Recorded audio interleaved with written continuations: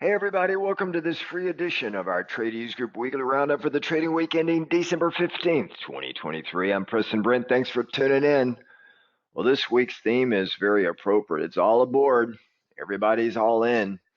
Certainly as we go through the end of the year. What a week we've had. What a 6-week period we've had from the beginning of November to where we are right now. Let's just kind of take a quick summary of where things have been here. You can see this week, everybody was solid in the green, over 2% for every one of them. The Russell was up 5.5% year to date. Look at the NASDAQ futures, 41.54%. Of course, most of NASDAQ futures controlled by the big mega cap, mega Mag 7.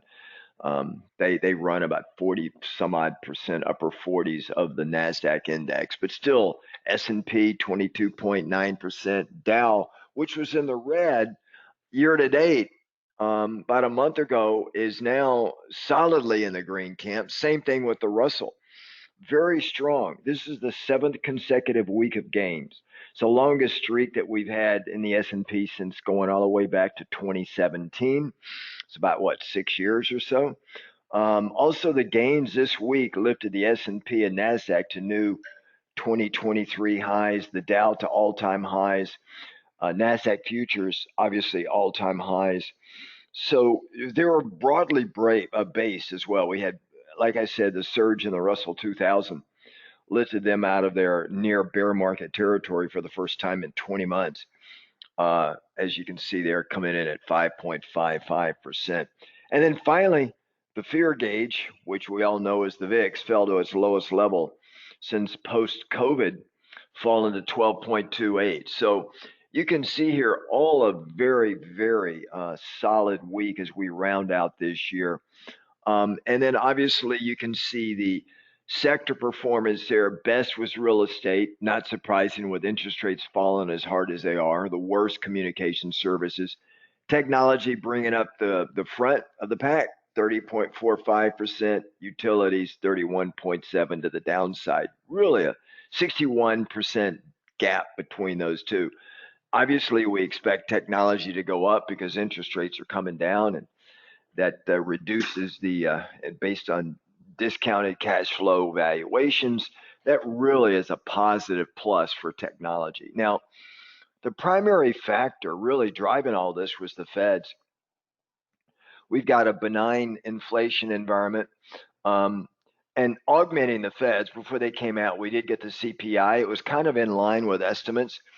Core, taking out food and energy, you're looking at core staying at steady year over year, 4%. And you would expect the Feds to be a little bit more hawkish than they were this past Wednesday.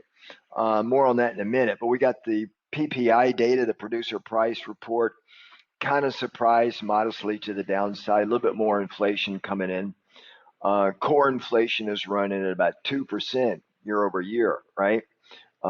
Which is right in line with kind of what they're looking at. Retail sales rose in November. So not only are we getting inflation coming down, we're getting a stronger consumer. They're hanging in there. So all of these things just set up very nicely the Feds when they met. Their quarterly dot plots summarizing the individual policymakers that make up the Fed, as far as their rate expectations, show that they see 3 rate cuts next year, 75 basis points versus the 2 that they showed this past September. Now, the markets are pricing in an aggressive 5 to 6 rate cuts for next year. So there's still a huge divergence between the markets and the Feds. These are going to have to, that circle's going to have to be squared at some point, and we'll see who's right. I'd probably bet on the markets because the Feds, they've gotten everything wrong so far. And then, like I said, you can see real estate doing very well this past week, technology doing very well. The 10-year Treasury fell below 4% for the first time since this past summer. So all these things, and there were still a lot of shorts in the market, so we had a little bit more of that short squeeze going on as well. Just very, very strong, right? We did have strong volume going into the last part of this week. volume in the markets was extra strong as well. So, in fact, we had more shares exchanging hands this end of the week. It was basically, I haven't seen this in quite some time also. So everything lined up, sun and the moon and the stars, right?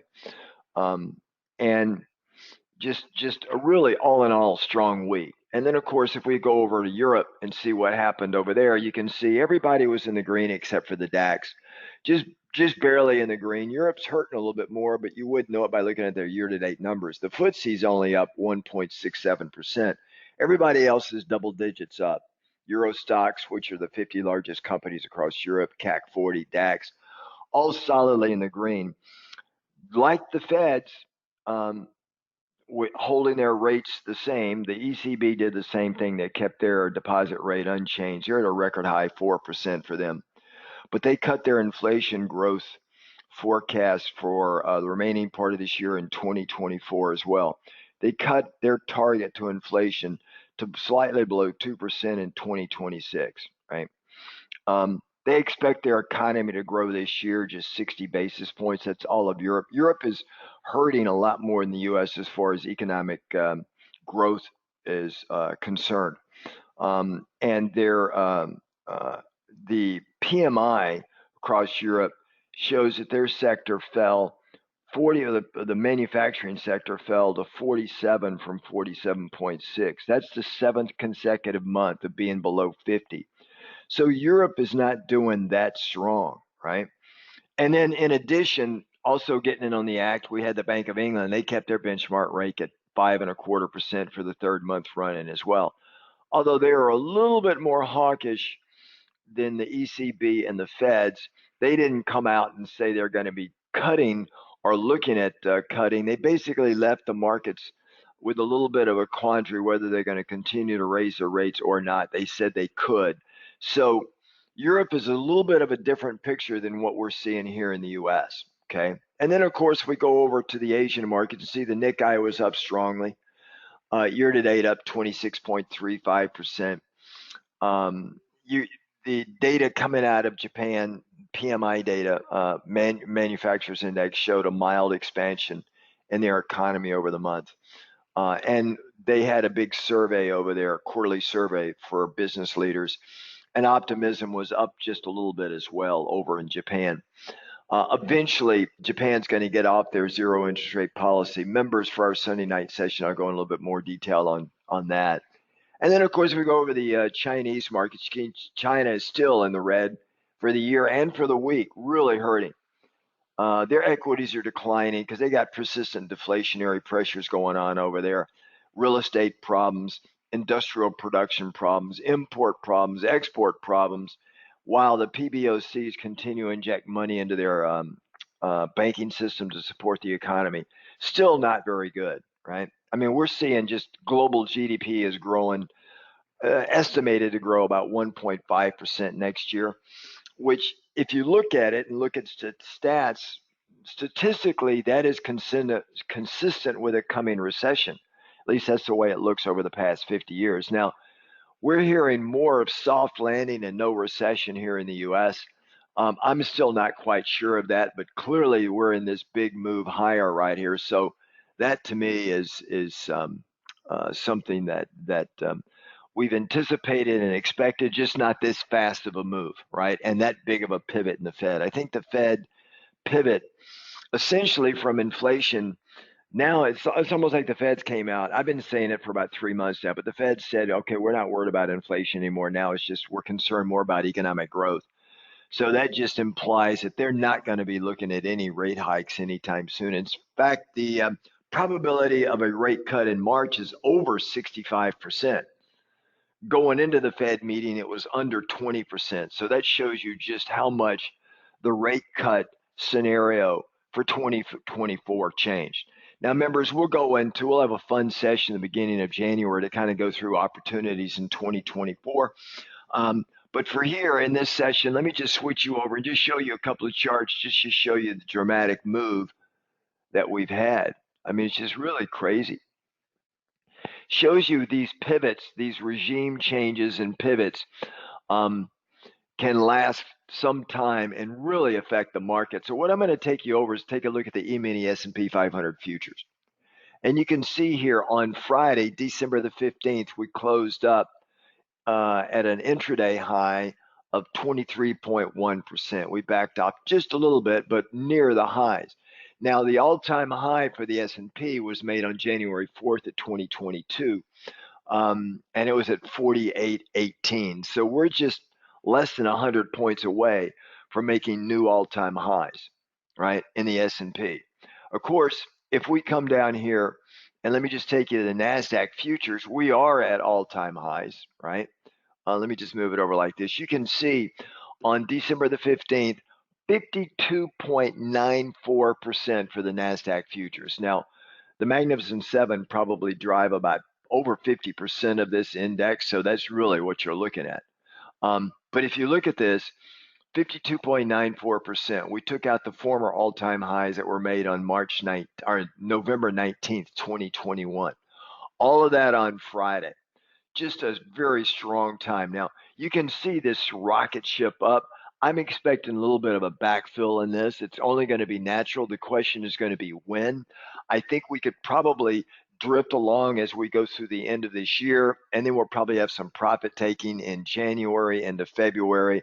Another attempted rally, it's probably going to fail, and then into March and April, we're going to have a bigger pullback. I don't see a bear market yet, but I do see at least a 10% pullback sometime in the first half of next year to consolidate more of all these gains that we've had. Okay. So that's a little bit about but if we just let's just take a step back a little bit here, just so that you guys get an idea what I'm talking about here. If we look at this, I mean, all we're doing right over here is just recapturing where we were back over here in November of 2021, post-COVID. Right now, you could see that rapid movement here going all the way back over here to 2020. I'm sorry, not post-COVID, but after COVID, you can see that big move up, and then this is all 2022, and now we're coming back up here, equal to where we were in 21, November 21. So if you've been in NASDAQ this whole time, you're just now coming up and breaking even, right? We made a lot of money over here, and we've made a lot of money over here, so we were able to ride the train down and ride it back up, okay? So even though we had a strong year, a very strong year in NASDAQ, we're just making up where we've come from, right? Just understand that. Now, if we come down here and we take a look at the Dow futures, Dow made all-time highs, right? You can see here all-time highs. The former all-time highs was back over here on January 5th, 2022. It was at 36,832. And then we took that out. And then on Friday, we made intraday, we made new all-time highs, up 13.41%. Now we closed a little bit lower. That's why the Dow was only showing year-to-date 12.54%. But new all-time highs intraday in the Dow, very strong. But again, a rocket ship as of the end of October, we were in the red, right at the red border here for the entire year. So if you were not in the Dow and you decided to trade the Dow in November, starting in November, these past 6 weeks, your entire year was made in these 6 weeks, all right? So, and that happens a lot with some of these indexes. And you could see here with the RUT, same thing. The Russell basically made new 2023 highs. The all-time high with the Russell is way up here, all right? So we're way away from that. But we did make new 2023 highs. And the Russell was in the red as of the middle of November, okay? So if you had jumped in the Russell 4 weeks ago, you would have made your entire year just in these 4 weeks. So that shows you when you get a big shift in the Fed policy and Fed thinking with interest rates, things change very quickly. And that's kind of where we're sitting here with the Russell. So just really amazing how we've moved through this. And if we look at volatility, we're at lows that we haven't seen since pre-COVID. I mean, we're down here. Now, as I'm telling our members, and I'll tell you guys too, You want to be looking at long volatility right now, right? This is why puts are very cheap, deep out of the money puts in the SPY or the SPX. Calls are expensive. Out of the money calls are expensive because everybody's thinking that the market's going to keep blasting higher. But you want to go with puts, and they're very cheap. You do not want to be selling puts here. You want to be buying puts for protection. This is the best time to buy it, because when volatility gets into my green zone down here, which is essentially below 14, the odds favor a dramatic move higher. Right? When I say dramatic, everything's relative, but it doesn't take a big move here to really upset the skew in volatility, right? And then, of course, if we come down here and we look at the bond market, it's ripping higher, which means interest rates are ripping lower. We're still in the red year to date for the bonds, but look at that move here, right? I mean, it's just a very strong move. And I think we're going to have a little bit of a backfill here as we move through the year. But let's take a look at the 10-year interest rates. Really fallen off the table, right? They blew right through oh, this is 30-year. Let me find the 10-year. Where is the 10-year? I had it on here. Here we go, right here. Here's the 10-year. If we look at the 10-year, we've blown through all of these potential stopgap moves here, the 50, the 200, and we're sitting right down here. My target right here at the beginning of this year for the 10-year was 4.5. We blew through it, and we hit right at about 5%.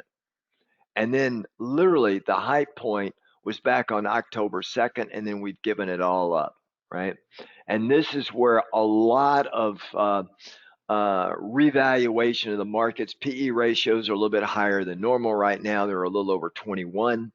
I think they're still too high. Rates probably are going to catch themselves, settle in a little bit, and then start to move higher.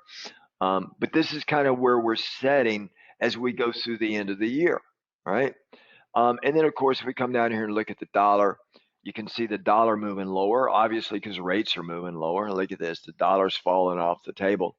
I think we're going to have a pretty good little bounce in the dollar, if not through the end of this year, certainly when we get into January. But we're going to be selling rallies in the dollar, right? And we're going to be buying pullbacks in the euro. Here was a perfect example. I showed this to you guys last week. I said right down here, as soon as it gets over the 50 EMA and holds the next bar, go long. And I think some of our members took it. Now, Friday, it pulled back a little bit. But I do believe the euro is set to go higher for longer.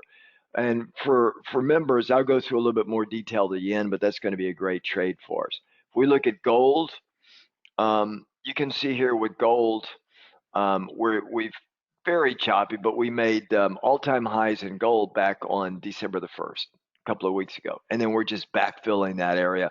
We're going to consolidate here for a while. We got a good signal on gold to go short up at this level up here. And I think a couple of our members took that trade as well. But outside of that, I'm not in gold right now. And then, of course, if we come down here and look at oil, we're going to be selling every rally in oil right now. You can see how it hit my target up here perfectly, and it's moving lower. Remember, OPEC's trying to do production cuts, but they're in name only. They're voluntary cuts. So I think eventually they're going to have to get either more aggressive or you're going to see oil slide down. Now, the lower oil goes, the more it could be reminiscent of a coming recession, because oil does horribly in recessions. And it could be kind of a canary in the gold mine. We got to watch this coal mine. What did I say? Gold mine?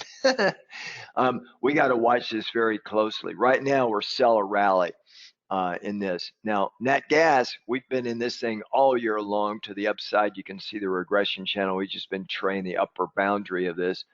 And now we're going to be a sell a rally in nat gas, right? We had a perfect signal to go short right up here once we got outside the regression channel, and away we went, right? So right now we're a sell a rally on nat gas. All right, everybody, I went through it very quickly. We got another week or so to wrap up. I will not be doing our blog over the holiday weekend. That's next weekend. We got Christmas on Monday. That's a market day off. And then the following week, same thing. We got New Year's weekend. So this will be the last blog, at least until we get into January. So hopefully, I hope all of you guys and gals out there have a great holiday season, Christmas season. and whatever celebration you want to celebrate. And I'll see you on our blog in January. Take care, everybody. Ciao.